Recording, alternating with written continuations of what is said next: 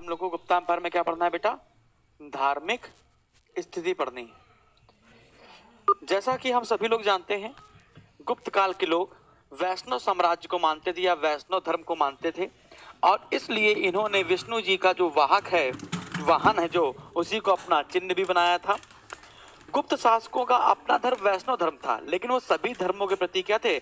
Tolerable थे, मतलब सहिष्णु थे। दो गुप्त शासक ऐसे हुए हैं जिन्होंने अश्वमेघ यज्ञ करवाया है। अश्वमेघ यज्ञ ऐसा यज्ञ होता है कि यदि आप उसको संपन्न करा लेते हैं तो आपके अंदर इतनी शक्ति आ जाती है कि आप तीनों लोकों के स्वामी भी बन सकते हैं। आपने देखा होगा जब बाली यज्ञ करा रहा था, 101 अश्वमेघ यज्ञ करने थे, तो जब अंतिम यज्ञ चल रहा था तब विष्णु जी को लगा कि अगर ये तीनों लोगों का स्वामी बन गया तो प्रकृति को समूल विनाश कर देगा। तब उन्होंने वामन अवतार लिया था, बहुना ब्राह्मण, और कहा था मैं 3 चीज मांगी थी उनसे, 3 पग जमीन, है कि नहीं? ध्यान आया कि नहीं ध्यान आया? ठीक उसी प्रकार से तो पहला पैर उन्होंने रखा तो स्वर्ग लोक पर कब्जा कर लिया, दूसरा पैर रखा तो उन्होंने पृथ्वी लोक पर कब्जा कर लिया। कहा तीसरा पैर कहाँ रखूं, क्योंकि पाताल लोक तो अभी जीता नहीं था बाली ने, इसलिए उन्होंने कहा मेरे सर पर रखो, और तीसरा पैर विष्णु जी ने वामन अवतार लेकर सर पर रखा, है ना। ये सब कहानी आपको आती होंगी। तो धार्मिक स्थिति की बात बताई जाए गुप्त काल की, अगर हम लोग धार्मिक स्थिति पर चर्चा करें तो वैसे तो इनका जो धर्म था वो वैष्णव धर्म था। कौन धर्म था बेटा? वैष्णव धर्म था। और इनका प्रतीक चिन्ह क्या बताया था हमने आपको? विष्णु जी का प्रतीक चिन्ह यानी वाहन क्या है? गरुड़। इसलिए गुप्त वंश का प्रतीक चिन्ह क्या रखा गया था? गरुड़ रखा गया था।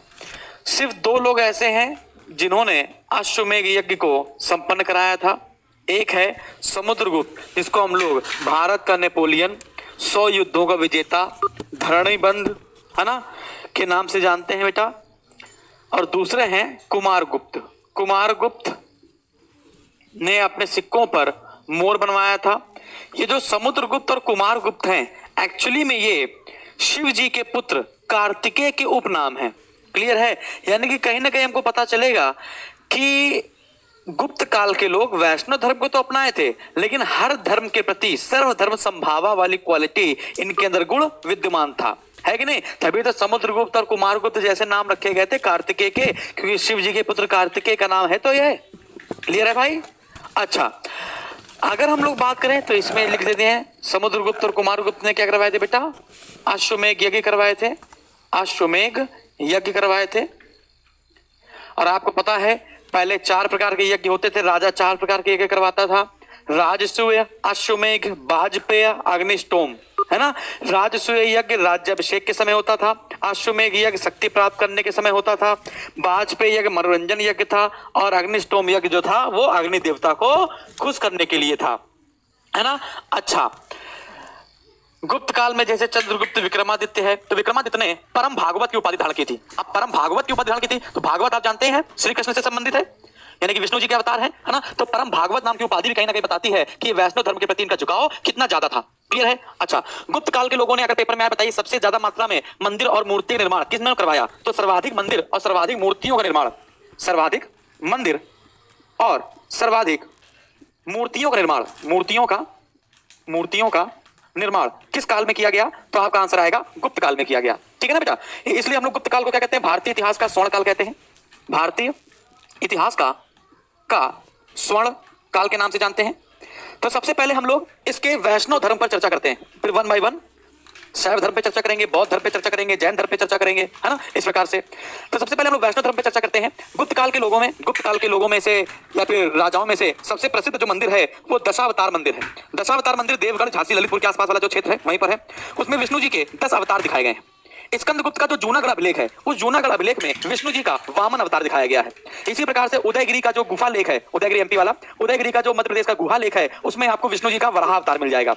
वराह अवतार आप जानते हैं ना? हाँ, जब वराह मतलब होता है सुअर, जब सुअर का अवतार लेकर विष्णु जी ने अपने थूथन के ऊपर पृथ्वी को, जब पृथ्वी जलमग्न हो गई थी तो पृथ्वी को जल से बाहर निकाला था, है कि नहीं? क्लियर है? अच्छा, अगर आपसे पूछा जाए गुप्त काल का सबसे लोकप्रिय अवतार कौन सा माना जाता है, तो गुप्त काल का सबसे लोकप्रिय अवतार वराह अवतार माना जाता है। और वराह अवतार हमको विष्णु जी का कहां से मिला है गुप्त काल में? तो उदयगिरी के गुफा लेख से। उदयगिरी कहां पड़ता है बेटा? एमपी से।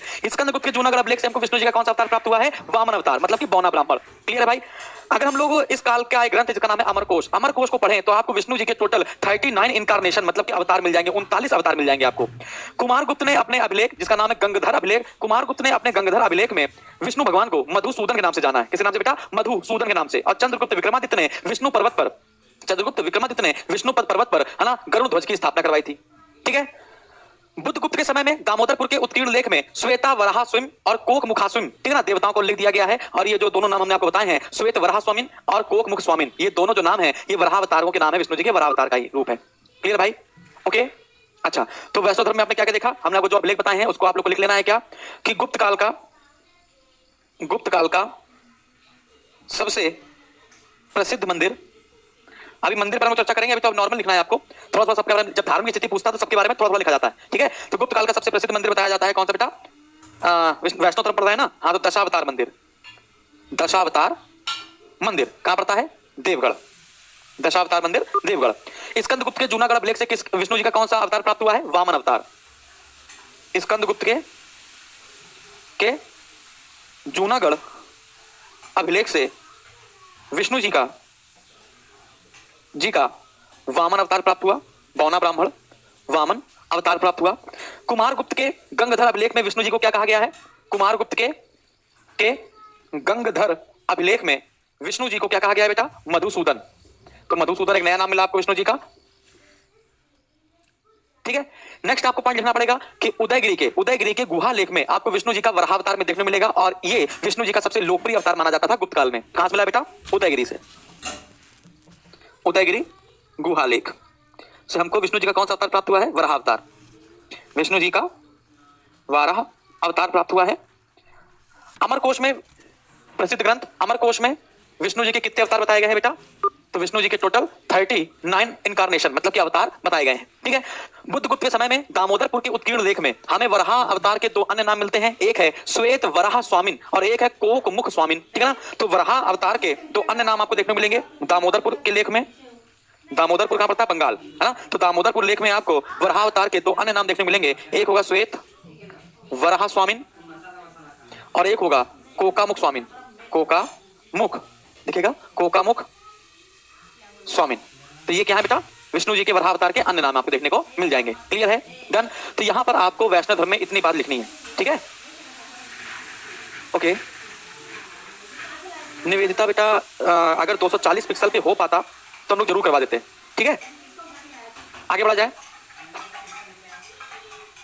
श्रीगुप्त, जैसा एक बच्चा पूछ रहा है श्रीगुप्त के बारे में, तो जो श्रीगुप्त था इसने मंदिरों को बनवाने के लिए 24 गांव दान में दिए थे। तो कहीं ना कहीं हम देख सकते हैं धर्म के प्रति कितना ज्यादा झुकाव होगा। ठीक है। ओके। तो यहाँ पे वैष्णव धर्म में आपको कौन कौन से अभिलेख याद करने हैं? गुप्त काल का सबसे प्रसिद्ध मंदिर वैष्णव धर्म का दशावतार देवगढ़ मंदिर, जहाँ पे विष्णु जी के 10 अवतार का उल्लेख किया गया है। स्कंदगुप्त का जूनागढ़ अभिलेख में विष्णु जी के वामन अवतार का उल्लेख किया गया है। उदयगिरी के गुहा लेख में आपको विष्णु जी का वराह अवतार दिया गया है। और दामोदरपुर अभिलेख में इस वराह अवतार के दो अन्य नाम बताए गए हैं, श्वेत वराह स्वामिन और कोकामुख स्वामिन। ठीक है। भारतीय इतिहास का स्वर्णकाल इसको इसलिए कहा जाता है गुप्त काल को, क्योंकि सर्वाधिक मंदिर और सर्वाधिक मूर्ति निर्माण गुप्त काल में ही सबसे ज्यादा मात्रा में हुआ था। गुप्त काल के लोग वैष्णव धर्म को मानते थे, वैष्णव धर्म के प्रति ज्यादा झुकाव था, है ना। इन्होंने इसलिए परम भागवत जैसी उपाधि धारण की थी। अमरकोश में विष्णु जी के टोटल 39 अवतारों का पता चलता है। समुद्रगुप्त और कुमारगुप्त ऐसे व्यक्ति हैं, है ना, जिनका नाम शिव जी के पुत्र कार्तिकेय के नाम रखा गया है। इसलिए हम लोग कह सकते हैं कि शैव धर्म के प्रति भी इनका झुकाव कहीं ना कहीं रहा होगा। लेकिन जब हम लोग बौद्ध धर्म और जैन धर्म की बात करते हैं तो हमको पता चलता है कि सभी धर्मों के प्रति इनका झुकाव कहीं ना कहीं रहा है। इसलिए हम लोग गुप्त काल में सर्वधर्म संभावा वाली स्थिति को मान सकते हैं कहीं ना कहीं। ठीक है बेटा। चलिए आगे बढ़ते हैं। तो पेपर में आता बताइए कुमारगुप्त के कौन से अभिलेख में विष्णु जी का नाम मधुसूदन दिया गया है? तो आपका आंसर क्या आएगा? गंगधर अभिलेख। ठीक है ना। चलो आगे बढ़ा जाए। तो यहां पर हम लोगों ने गुप्त काल में धार्मिक स्थिति में सबसे पहले वैष्णव धर्म पढ़ा। ठीक है। अब हम लोग पढ़ेंगे शैव धर्म। अब हम लोग कौन सा धर्म पढ़ेंगे बेटा? शैव धर्म पढ़ेंगे। ठीक है। ओके। अब हम लोग शैव धर्म पढ़ेंगे।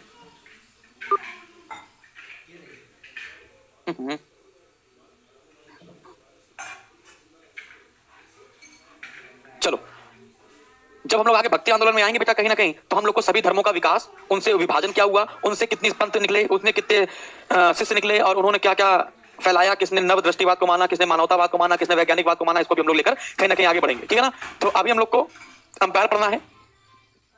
अब हम लोग चर्चा करेंगे वैष्णव धर्म के बाद शैव धर्म पे, गुप्त काल में शैव धर्म। ठीक है ना। तो गुप्त काल में शैव धर्म का भी अपना एक महत्वपूर्ण स्थान था।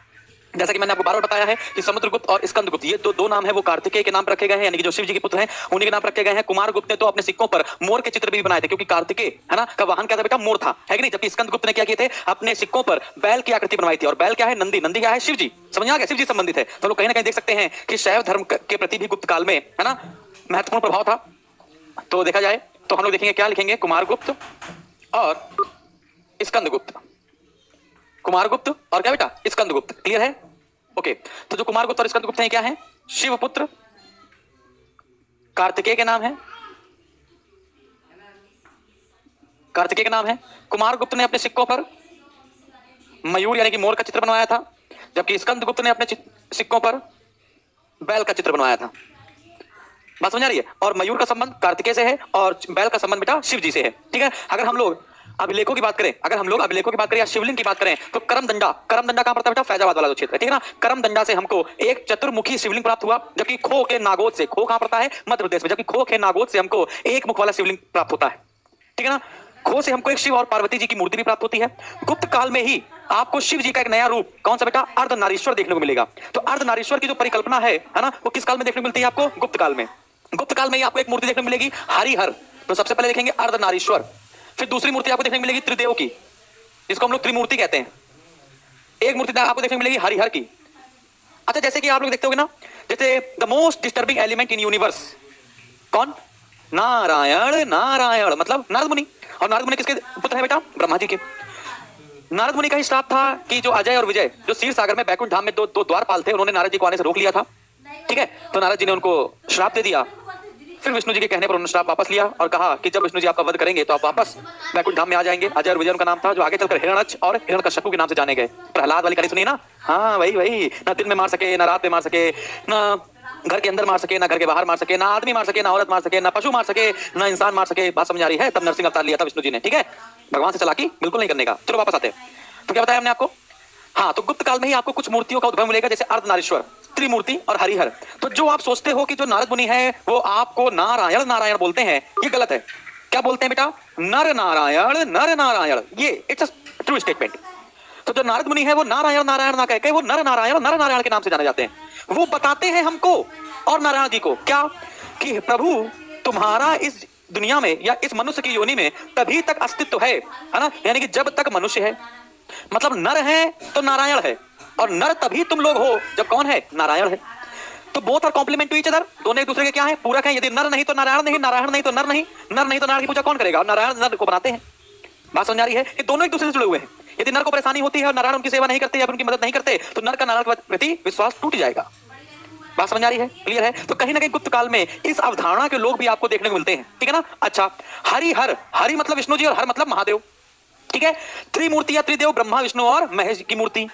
क्लियर है भाई? क्लियर है? अर्धनारीश्वर, सिर्फ महादेव ही एक ऐसे व्यक्ति हैं जिन्होंने अपनी पत्नी को अपने बराबर स्थान दिया है। बाकी सभी देवताओं ने सभी अपनी पत्नियों को पैर के पास ही रखा है। चाहे आप लक्ष्मी जी देख लो, चाहे सरस्वती जी देख लो, कोई भी देख लो आप देवी, वो हमेशा पैर के पास रहेगी। लेकिन शिव जी एकमात्र ऐसे व्यक्ति हैं जिन्होंने अपनी पत्नी को अपने बराबर स्थान दिया है। उन्होंने कहा जहां तुम्हारा सुख है वहीं हमारा सुख है, जहां तुम्हें दुख है वहीं हमारा दुख है, तुम्हारी बेइज्जती हमारी बेइज्जती, मेरा अपमान तुम्हारा अपमान, तुम्हारा सुख मेरा सुख। बात समझ आ रही है? इसीलिए हर औरत या हर लड़की शिव जी जैसी मनसा वाला व्यक्ति चाहती है कि जो अपनी इज्जत को, पत्नी की इज्जत और पत्नी की इज्जत को अपनी इज्जत समझे, इसलिए वो 16 सोमवार का व्रत रखती है। शिव जी जैसा पति पाने के लिए नहीं, शिव जी जैसे मन पाने के लिए, उनके जैसे आदर्श पाने के लिए, उनके जैसे सोच और विचार पाने के लिए। ठीक है? तो गुप्त काल में कहीं ना कहीं आपको अर्धनारीश्वर, त्रिदेव, हरिहर और नर नारायण की सुंदर सुंदर मूर्तियां आपको देखने को मिलेंगी। बात क्लियर है? कोई दिक्कत है? अच्छा, अब एक बात समझिए, इस अर्धनारीश्वर में ये जो नारी है, ये जो अर्धनारीश्वर में ये जो नारी है, इसका मतलब होता है शक्ति। ये बात ध्यान रखना है आपको। शक्ति एक फीमेल है। मनुष्य के अंदर यानी आदमी के अंदर, पुरुष के अंदर जो उसकी शक्ति होती है वो कहीं ना कहीं एक फीमेल वर्जन होता है। ये बात आपको रखनी है। और जो शक्ति है वो पार्वती जी का प्रतीक मानी जाती है। जो आदमी पैदा हुआ है ना, वो उसने किसी न किसी औरत के गर्भ से जन्म लिया होगा। तो औरत ने अपनी शक्ति यानी अपनी माता ने अपने बच्चे को अपनी शक्ति प्रदान की है। शरीर तो वो पुरुष का पाया है, लेकिन वो जो कुछ कर पा रहा है, क्षमता है, जो शक्ति है, वो कहीं ना कहीं पार्वती जी रूप मानी जाती है, जब किसी औरत का रूप ही मानी जाती है। बात क्लियर है भाई? डन है? अच्छा, फिर हमने आपको क्या बताया? करमदंडा से हमको क्या प्राप्त हुआ था बेटा? करमदंडा कहां होता है? फैजाबाद। करमदंडा कहां बेटा? फैजाबाद। यहां से हमको चतुर्मुखी, यहां से हमको चतुर्मुखी शिवलिंग प्राप्त हुआ। और खो, नगोदा, मध्य प्रदेश से हमको एक मुखी शिवलिंग प्राप्त हुआ। एक मुखी शिवलिंग प्राप्त हुआ। बात समझ आ रही है? सबसे प्राचीन जो शिव जी की मूर्ति या शिवलिंग है वो रेणगुंटा आंध्र प्रदेश से प्राप्त हुआ है। वो आगे बताया जाएगा जब हम लोग शैव संप्रदाय पढ़ रहे होंगे बेटा। वामन पुराण, वामन पुराण में हमको शैव धर्म के 4 संप्रदाय मिलते हैं। वामन पुराण में हमको शैव धर्म के 4 संप्रदाय मिलते हैं। पहला है पाशुपत संप्रदाय, पाशुपत संप्रदाय। अगला हो गया कापालिक, कापालिक भी कह सकते हैं या कापालिक भी कह सकते हैं। अगला है शैव संप्रदाय और अगला है कालामुख संप्रदाय, काला मुख संप्रदाय। तो वामन पुराण जिससे हमको गुप्त काल की जानकारी मिलती है, वामन पुराण विष्णु जी समर्पित है, लेकिन वामन पुराण में हमको शिव जी के 4 संप्रदाय, शैव धर्म के 4 संप्रदायों का पता चलता है, जिनमें कौन कौन से हैं? पाशुपत संप्रदाय, शैव संप्रदाय, कापालिक संप्रदाय और कालामुख संप्रदाय। जितना मैं आपको बता रहा हूं सिर्फ आपको उतना ही लेकर चलना है, ठीक है बेटा? आगे बढ़ा जाए। चलिए याद कीजिए, कल मैं आपको बता रहा था, जब पिछले चैप्टर क्लास हुई थी तब मैं आपको बता रहा था कि जो श्रेणी होते हैं, श्रेणी श्रेणी मतलब व्यापारियों का जो समूह होता है ना, श्रेणी, पूग, कुल, सातवाह, निगम, ये सब पता नहीं बताया था? हाँ, तो जो श्रेणी है तो हमने बताया था कि श्रेणियों का कार्य क्या था? जलाशयों का निर्माण करना, आश्रय ग्रहों का निर्माण करना, मंदिरों का निर्माण करना, पता नहीं बताया था? फिर उसमें हमने बताया था चंद्रगुप्त विक्रमादित्य ने भी, है ना, व्यापारियों को कुछ पैसा दान में दिया था या पैसा दिया था ताकि वो मंदिर बना सकें। देव विष्णु नाम का एक ब्राह्मण था, उसने सूर्य मंदिर में लगातार दीपक जलाने के लिए पैसा जमा किया था तेलियों के पास, बता देना। इंद्रपुर, इंद्रपुर मतलब इंदौर, इंदौर के ताम्रपत्र अभिलेख से हमको सब जानकारी मिलती नहीं मिलती भाई? अरे हाँ कि ना? क्लियर है भाई? अच्छा, बंधु वर्मन के मंदसौर अभिलेख से बता चुके हैं भाई, है ना? तो कहीं ना कहीं हम लोग आपको थोड़ा सी मात्रा में हम लोग सूर्य मंदिर भी देख सकते हैं।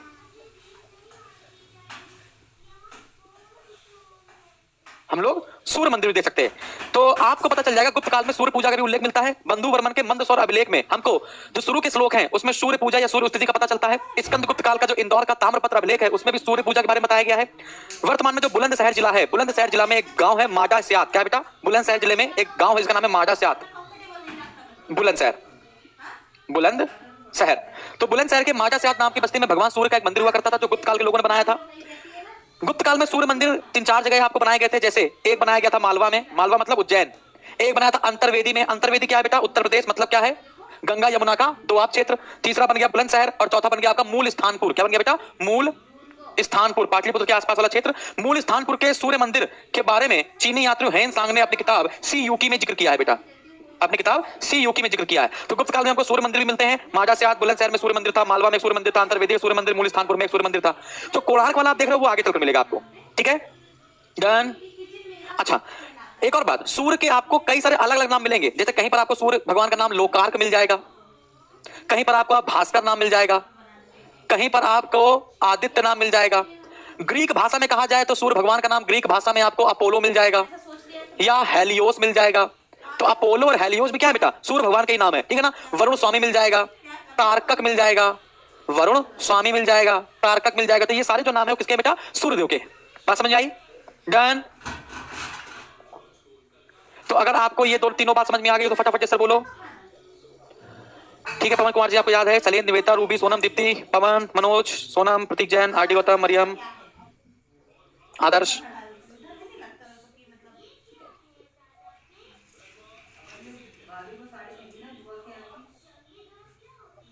चलिए अब हम लोग बात करेंगे बौद्ध धर्म और जैन धर्म पर। तो गुप्त काल में बौद्ध धर्म के जो प्रसिद्ध केंद्र थे उनमें से 3 आपको याद करने हैं जो प्रसिद्ध केंद्र थे। जैसे नंबर 1 पर है कश्मीर, नंबर 2 पर अफगानिस्तान, नंबर 3 पर पंजाब, ठीक है ना? उत्तर भारत की बात बता रहे हैं, कश्मीर, पंजाब, अफगानिस्तान। गौतम बुद्ध को ज्ञान की प्राप्ति कहां हुई थी बेटा भारत में? बोध गया, बोध गया। तो उत्तर भारत में कहीं ना कहीं कश्मीर, पंजाब, अफगानिस्तान ये सब बौद्ध धर्म के प्रमुख केंद्र थे। लेकिन किसके अनुसार? चीनी यात्री फाहयान के अनुसार। फाहयान ने किताब लिखी फो यूकी, और फो यूकी में इसने गुप्त काल में बौद्ध धर्म का केंद्र किसको बताया? 3 लोगों को, कश्मीर, पंजाब और पाकिस्तान, सॉरी कश्मीर, पंजाब और अफगानिस्तान, ठीक है ना? भारत में कहां का बताया? तो भारत में आपका बोध गया बताया है ना। और भारत में मतलब अगर आपसे कहा जाए कि मध्य भारत में तो आपको बोध गया बताना है, और भारत के बाहर बताया जाए तो अफगानिस्तान के साथ साथ आपको सिंघल द्वीप बताना है। अब सिंघल द्वीप मतलब क्या है? श्रीलंका। सिंघल द्वीप क्या है बेटा? श्रीलंका, है ना? श्रीलंका। क्लियर भाई? पाटलिपुत्र, मथुरा, कौशाम्बी, सारनाथ ये सब भी बौद्ध धर्म के प्रमुख केंद्र थे। कुमार गुप्त ने नालंदा में प्रसिद्ध बौद्ध विहार की स्थापना भी करवाई थी। फाहयान के अनुसार पूर्वी भारत के प्रसिद्ध जैसे कौशाम्बी हो गया, सॉरी कौशाम्बी कर रहे हैं, वैशाली हो गया, श्रावस्ती हो गया, कपिलवस्तु हो गया नेपाल वाला, ये लोग, ये जो 3 शहर हमने आपको बताया वैशाली, श्रावस्ती और कपिलवस्तु, ये उस समय गुप्त काल में बौद्ध धर्म के बड़े केंद्र नहीं थे। मतलब कि ये हास्य केंद्र थे। मतलब यहां पर आपको कहीं ना कहीं बौद्ध धर्म का पतन देखने को मिलेगा। बात समझ आ रही है? डन। अच्छा, प्रसिद्ध बौद्ध धर्म के लोग भी यहां पर विद्यमान थे गुप्त काल में, जैसे आर्यदेव, असंग, वसुबंधु, आर्यदेव, असंग, वसुबंधु, दिनांग, ठीक है? आर्यदेव, असंग, वसुबंधु, दिनांग, मैत्रेयनाथ, मैत्रेयनाथ ये सब क्या थे बेटा? बौद्ध विद्वान थे, ठीक है ना? जैसे जो दिनांग हैं ये तर्क शास्त्र के विद्वान थे, यानी रीजनिंग, यानी चालाक थे, तर्कशास्त्र के विद्वान थे। मैत्रेयनाथ योगाचार दर्शन के विद्वान थे। आर्यदेव ने चतुष्शतक नाम की किताब लिखी थी, चतुष्शतक नाम का ग्रंथ लिखा था। असंग ने महायान संग्रह नाम का ग्रंथ लिखा था, महायान संग्रह नाम का ग्रंथ लिखा था, ठीक है ना। तो ये बात आपको समझ में आई। तो ये सब जो ग्रंथ आपको देखने को मिल रहे हैं ये सब आपके गुप्त काल के से संबंधित हैं, ठीक है ना। महायान संग्रह, योगाचार, भूमि शास्त्र, महायान सूत्र अलंकार, ये सब असंग की रचनाएं हैं। तो अगर आपसे पूछा जाए बौद्ध धर्म के वो केंद्र जो पहले तो बौद्ध धर्म के प्रसिद्ध केंद्र थे, जो बाद में बौद्ध धर्म के पतन में गुप्त काल में सामने आते हैं, तो वही आपको हमने जो 3 बताए थे वही आप याद करने हैं। वैशाली, श्रावस्ती और कपिल वस्तु। लिख देते हैं यहां पर, वैशाली, श्रावस्ती और कपिल वस्तु, है ना। हास्य केंद्र कह सकते हैं बौद्ध धर्म का गुप्त काल के दौरान। क्योंकि गौतम बुद्ध ने सबसे ज्यादा उपदेश कहां दिए थे? श्रावस्ती में, ठीक है। वैशाली में भी रुके थे, ठीक है। वज्जी कहते हैं इसको, वैशाली को बिहार में पड़ता है, ठीक।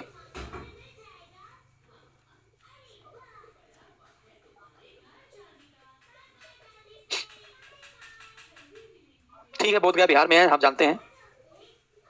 चलो आगे बढ़ते हैं। तो बौद्ध धर्म में आपको सिर्फ इतना देखना है। फाहियान के अनुसार कौन से बौद्ध केंद्र थे? मध्य भारत में कौन से केंद्र थे? ठीक है ना, पाटलिपुत्र हो गया, मथुरा हो गया, ये सब थे। और कौन हास्य केंद्र थे? कौन बौद्ध धर्म के विद्वान थे जिन्होंने गुप्त काल में अपनी रचनाएं पूरी करी थी? ठीक, आगे बढ़ते हैं। तो बौद्ध धर्म हो गए, एक और देख लेते हैं जैन धर्म। धार्मिक स्थिति में गुप्त काल में एक और देख लेते हैं जैन धर्म, ठीक है। और आपका एक नया क्वेश्चन और तैयार हो जाएगा, गुप्त काल में धार्मिक स्थिति का वर्णन कीजिए। एक नया क्वेश्चन आपका स्टार्ट हो जाएगा, ठीक है। तो जैन धर्म में 3-4 बातें आपको याद रखनी है कि गुप्त काल में जैन धर्म अच्छी अवस्था में था। मुनि सर्वनंदी, आचार्य सिद्धसेन यहाँ के प्रमुख विद्वान हुआ करते थे, जिन्होंने लोक विभंग नाम का ग्रंथ लिखा, जिन्होंने न्याय वार्ता नाम का ग्रंथ लिखा। गुप्त युग में कदम्ब वंश और गंग वंश के राजाओं ने जैन धर्म को आश्रय दिया था। कुमार गुप्त प्रथम के उदयगिरी अभिलेख से पता चलता है कि शंकर नाम का व्यक्ति था जिसने पार्श्वनाथ की मूर्ति स्थापित करवाई थी।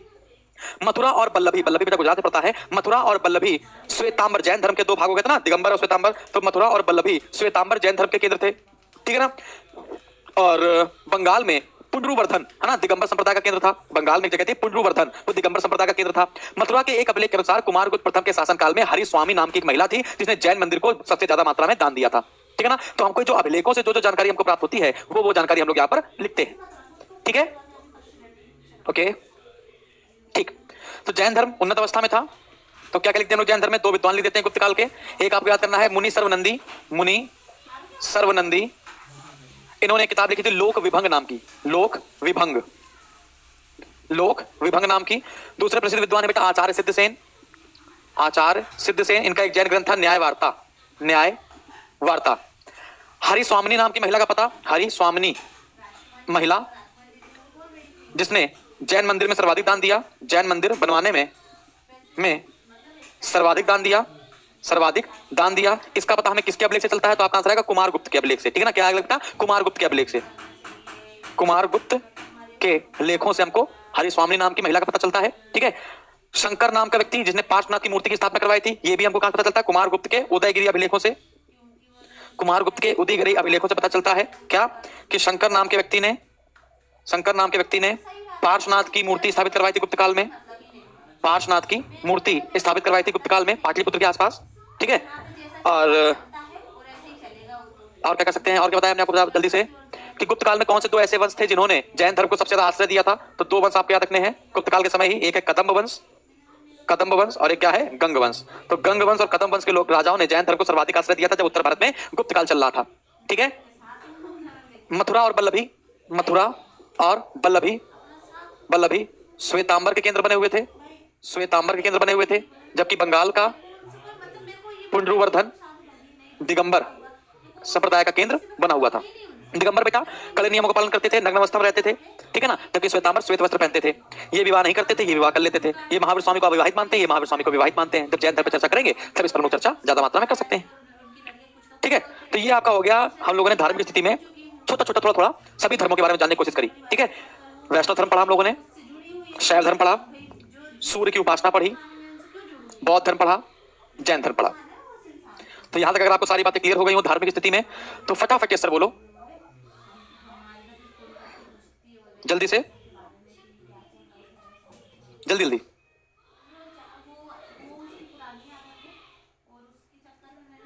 चलो अब एक बात समझो, वी ऑल आर पुरुष।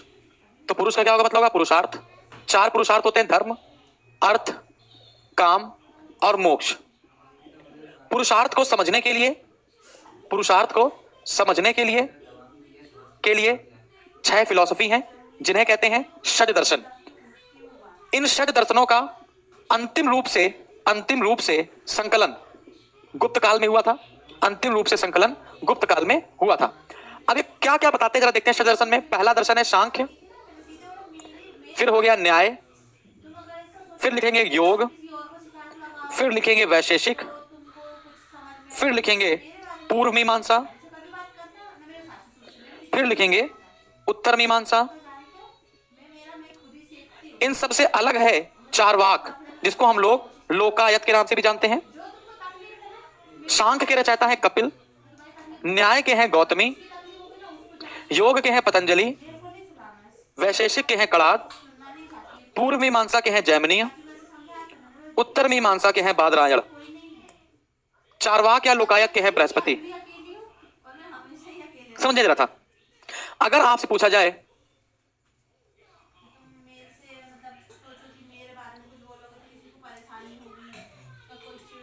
धर्म अर्थ काम मोक्ष के पुरुष का मतलब होता है पवित्र आत्मा, ठीक है, ओके, ठीक बेटा, चलो क्लियर है सब कुछ ना।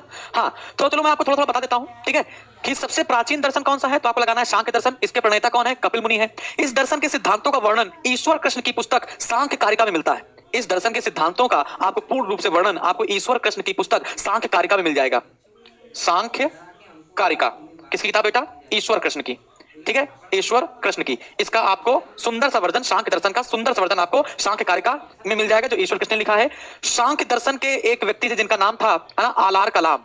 आलार कलाम। तो जो आलार कलाम थे वो सांख्य दर्शन को ही मानते थे, और आलार कलाम बुद्ध के पहले गुरु हैं, बुद्ध के प्रथम गुरु हैं। ये बात आपको याद रखनी है। तो बुद्ध के पहले गुरु कौन है बेटा? आलार कलाम। और आलार कलाम किस दर्शन को मानते थे? सांख्य दर्शन को मानते थे। सांख्य जो शब्द है, वो जो शब्द है ये आया है संख्या से। किससे आया है बेटा? संख्या से। ये सांख्य दर्शन एक्चुअली में क्या बताता है कि प्रकृति और पुरुष दोनों को मिला दिया जाए तब जाकर ये जगत का निर्माण होता है। सांख्य दर्शन जैन दर्शन से समांतर रखता है, याद रखना है। सांख्य दर्शन कहता है कि इस जगत की उत्पत्ति प्रकृति और पुरुष को मिलाकर ही संभव है, ठीक है। अब हम लोग आते हैं न्याय दर्शन पे। तो इसके प्रवर्तक कौन है बेटा? गौतमी है। इसका जो विकास है, न्याय का जो विकास है, वो तर्क शास्त्र के रूप में हुआ है। न्याय का शाब्दिक अर्थ ही तर्क या न्याय होता है। गौतमी का प्रसिद्ध ग्रंथ है न्याय सूत्र। योग दर्शन में आते हैं, इसके प्रवर्तक पतंजलि हैं। इनका ग्रंथ है योग सूत्र, ठीक है ना। इस दर्शन के अनुसार मोक्ष आपको ध्यान और शारीरिक साधना से ही मिल सकता है। योग कहते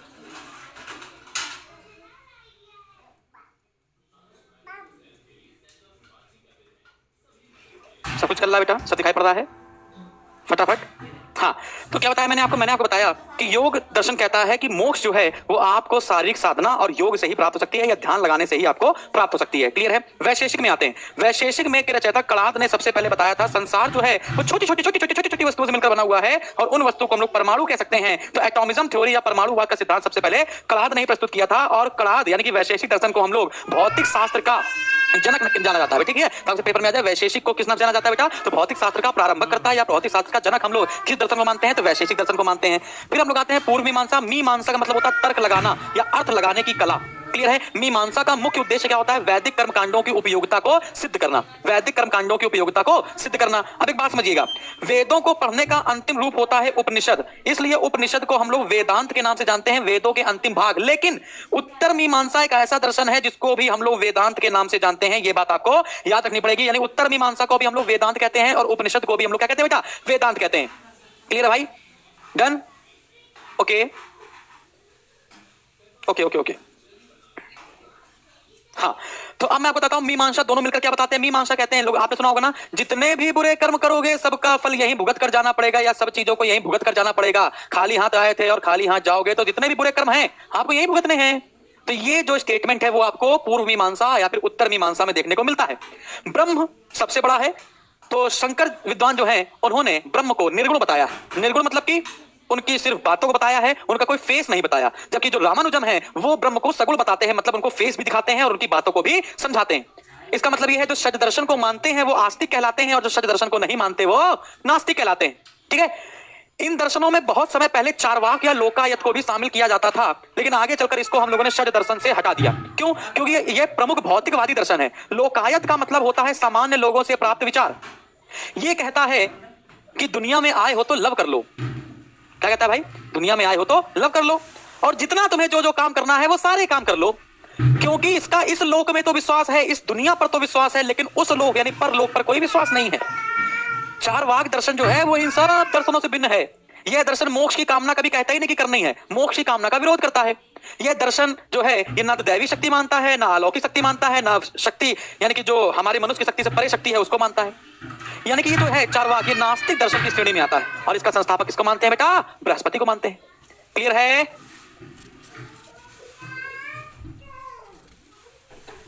हाँ, ज्योग्राफी की क्लास आपकी मंडे से शायद शुरू कर दें। आज हम नोटिफिकेशन डाल देंगे, उसका सिलेबस आज डिस्क्राइब कर देंगे, फिर सिलेबस के हिसाब से हम लोग ज्योग्राफी क्लास को आगे बढ़ाएंगे। ठीक है, चलो। तो ये हो गया गुप्त काल की धार्मिक स्थिति, है ना, धार्मिक स्थिति। तो कल हम लोग गुप्त काल के राजाओं को पढ़ने की कोशिश करेंगे। अच्छा, एक और बात बताते हैं बेटा, जब आपकी ज्योग्राफी शुरू हो जाएगी तब हम क्या करेंगे कि एक दिन आपको हिस्ट्री पढ़ाएंगे, एक दिन आपको ज्योग्राफी पढ़ाएंगे, फिर एक दिन